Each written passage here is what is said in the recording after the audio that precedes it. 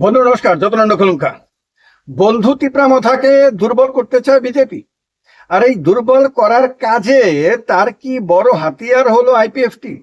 IPFT আবার নতুন করে তিপ্রাল্যান্ডের দাবি তুলে আনার পেছনে বিজেপির কি মদত রয়েছে? যখন একের পর এক নির্বাচন সামনে, বিশেষ করে ভিলেজ কমিটি নির্বাচন, যেটা একেবারে দোরগোড়ায়, আর অল্প কিছুদিন পরেই রাজ্যের এডিসি এলাকাগুলোতে ভিলেজ কমিটি নির্বাচন হবে, এবং সেই নির্বাচনে বিজেপি চেয়ে আসছে তিপ্রামথার সঙ্গে অ্যালায়েন্স করে তারাও যাতে ভালো সংখ্যক আসনে জিততে পারে, যাতে তারাও বলতে পারে যে দেখো, এডিসি এলাকাতে আমরা গ্রাম পঞ্চায়েত স্তর পর্যন্ত পৌঁছতে পেরেছি। তখন আপনার তিপ্রামথা তাতে রাজি না। তিপ্রামথার সঙ্গে বনি বনা না হওয়াতে বিজেপি কি আবার আইপিএফটি কে খোঁচা দিচ্ছে যে তোমরা আবার আন্দোলনে নামো, তোমরা আবার বেশি বেশি করে তিপ্রাল্যান্ডের দাবি তোলো।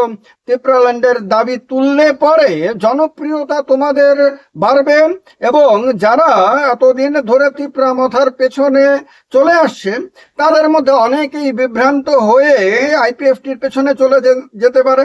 তাহলে ইলেকশনের আগে যদি ভোটারদের মধ্যে দুটো ভাগ করে দেয়া যায়, তিপ্রামথার ভোটারদের মধ্যে একটা অংশকে যদি আবার আইপিএফটির দিকে ফিরিয়ে দেয়া যায়, তাহলে ইলেকশনে তার প্রভাব পড়বে। তাহলে হতে পারে মাঝখান দিয়ে বিজেপি লাভবান হবে, হতে পারে তিপ্রামথা এবং আইপিএফটি তিপ্রাসা ভোট নিয়ে কারাকারি করতে থাকবে, আর মাঝখান দিয়ে বিজেপি তার সংগঠনকে বিস্তার করাবে এডিসি এলাকাতে, এবং আপনার ভিলেজ কমিটি নির্বাচনে একটা ভালো ফলাফল করে বিধানসভা নির্বাচনের আগে তিপ্রামথাকেই গুরুত্বহীন করে দেবে, অথবা তিপ্রামথাকেই বড় ধরনের চ্যালেঞ্জ দিয়ে দেবে। তার জন্যই কি সাম্প্রতিক কালে আবার তিপ্রাল্যান্ড দাবিটা তুলে ধরে আইপিএফটি ময়দান পর্যন্ত নেমে গেছে?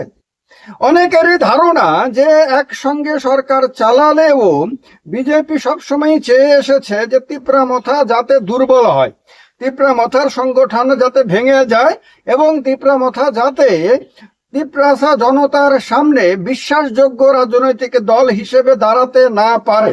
তার জন্যই বিভিন্ন সময়ে তার সঙ্গে যে ধরনের বোঝাপড়া হয়েছে সেগুলো এখনো পর্যন্ত রূপায়িত হয়নি। সবচেয়ে বড় উদাহরণ হলো যে তিপ্রাসা অ্যাকর্ড হয়েছে, ত্রিপাক্ষিক চুক্তি হয়েছে দিল্লিতে রাজ্য সরকার, কেন্দ্র সরকার এবং তিপ্রামথার মধ্যে। সেই চুক্তি এখনো পর্যন্ত রূপায়িত হয়নি। সেই চুক্তির ব্যাপারে তিপ্রামথা কিছুদিন পর পরই দিল্লিতে যাচ্ছে, নেতারা যাচ্ছে, সেখানে গিয়ে মিটিং করছে, অমিত শাহের সঙ্গে মিটিং করছে, এর সঙ্গে দেখা করছে, ওর সঙ্গে দেখা করছে, এই দাবি করছে, সেই দাবি করছে, কখনো কখনো সরকার থেকে বেরিয়ে আসার হুমকি দিচ্ছে, কখনো কখনো বৃহত্তর আন্দোলনের হুমকি দিচ্ছে, সমস্ত কিছু করছে। কিন্তু বিজেপি তারপরেও নট নরম অবস্থাতে।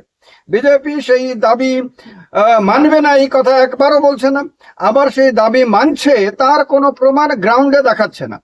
এর ফলে অনেকেরই ধারণা যে এইটা মূলত বিজেপির সেই ট্যাকটিক্স, যে ট্যাকটিক্সে ভারতবর্ষে আরো অনেক আঞ্চলিক দলকে, যারা বিজেপির জোট সঙ্গী হয়েছে বিভিন্ন সময়ে, তাদেরকে একরকম রাজনৈতিকভাবে ধূলিসাৎ করে দেওয়া হয়েছে। সেই রকম ভাবেই ত্রিপুরা রাজ্যের মাটিতেও তিপ্রামথাকে এমন এক জায়গায় নিয়ে যাওয়া হবে, বিজেপি নিয়ে যাবে, যেখানে তিপ্রামথা আর গুরুত্ব রাখবে না। একটা সময়ে আইপিএফটির কাঁধে ভর করে তিপ্রাসা এলাকাতে, এডিসি এলাকাতে বিজেপি ভালো সফলতা পেয়েছিল। 2018 বিধানসভা নির্বাচনে বিজেপি একক সংখ্যাগরিষ্ঠতা কোনো অবস্থাতেই পেত না যদি সঙ্গে আইপিএফটি দল না থাকতো। আইপিএফটি জোট সঙ্গী হওয়ার কারণে একদিকে যেমন আইপিএফটি নিজে 8টি আসন দখল করে আপনার জোটকে ক্ষমতা আসতে সাহায্য করেছে, আর একদিকে তেমনি আইপিএফটির কারণে বিজেপিও তিপ্রাসা এলাকাতে প্রথমবার বিধায়ক পাওয়ার সুযোগ পেয়েছে, এবং তিপ্রাসা জনতার একটা বিরাট অংশের ভোট বিজেপির ভোটে, মানে বিজেপির পক্ষে গেছে। তো তার ফলে যেমন ভাবে আইপিএফটি লাভবান হয়েছে 2018-তে, ঠিক তেমনি বিজেপিও লাভবান হয়েছে এবং দুটো দলের জোট ক্ষমতায় এসেছে। এবার এই কথা ঠিক যে আইপিএফটিও একা 8টি আসন দখল করতে পারতো না যদি বিজেপির তরফ থেকে সম্পূর্ণ সহযোগিতা না করা হতো। অন্যদিকে যদি আইপিএফটি সেই ত্রিপুরাল্যান্ডের দাবিতে তার প্রতি যে সেন্টিমেন্ট গড়ে উঠেছিল সেইটাকে সঙ্গে নিয়ে বিজেপিকে সমর্থন যদি না করত, তাহলে বিজেপির পক্ষেও একা 30-এর বেশি আসন পাওয়া অসম্ভব হয়ে যেত। এবার সেই আইপিএফটিকেই বিজেপি এমন এক জায়গায় এনে দাঁড় করিয়ে দিয়েছে যেখানে আইপিএফটি চাইলেও আর নিজে একক শক্তিতে কিছু করতে পারবে না। এখন সে বাধ্য হয়ে বিজেপির দয়ার উপরে নির্ভরশীল হয়ে গেছে।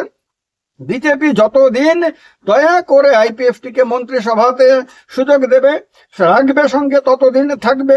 বিজেপি যে মুহূর্ত মনে করবে আইপিএফটির দরকার নাই, তাকে মন্ত্রিসভা থেকে বের করে দেওয়া দরকার, সেই মাত্র আইপিএফটি একরকম রাজনৈতিকভাবে অপাঙ্ক্ত হয়ে যাবে।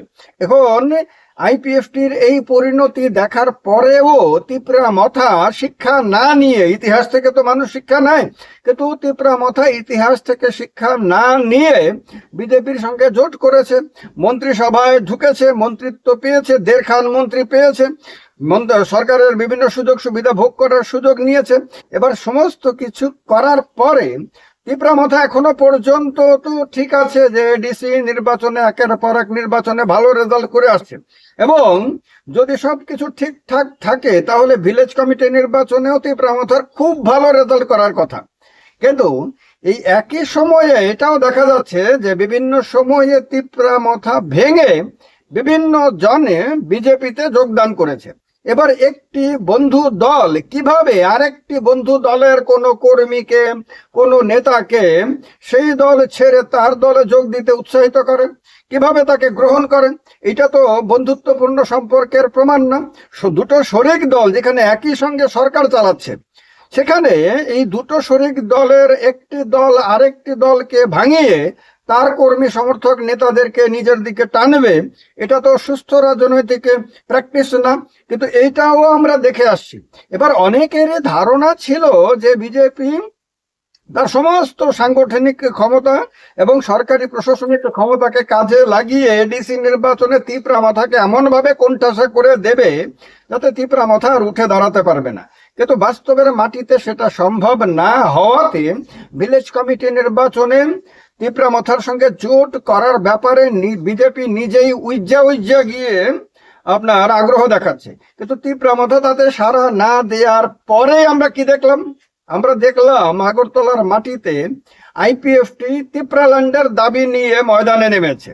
এবার এইটা কি আইপিএফটি নিজের ইচ্ছাতে, নিজের পরিকল্পনাতে, নিজের রাজনৈতিক কৌশলের জন্য নেমেছে, না বিজেপি বলে দিয়েছে যে ভাই এখন তোমার এটা করার দরকার, আমার স্বার্থে? এই কথাটা বলেনি অবশ্যই, কিন্তু এইটা করার দরকার, তার জন্য তুমি এখন এইটা করো, তোমাকে যা যা সহযোগিতা করার আমরা করব। তার জন্যই কি আইপিএফটি নেমেছে?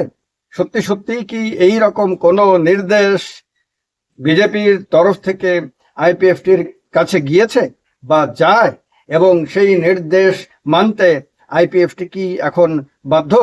তীব্রামথারও কি পরিণতি আগামী দিনে এই রাজ্যের মাটিতে একই রকম হবে?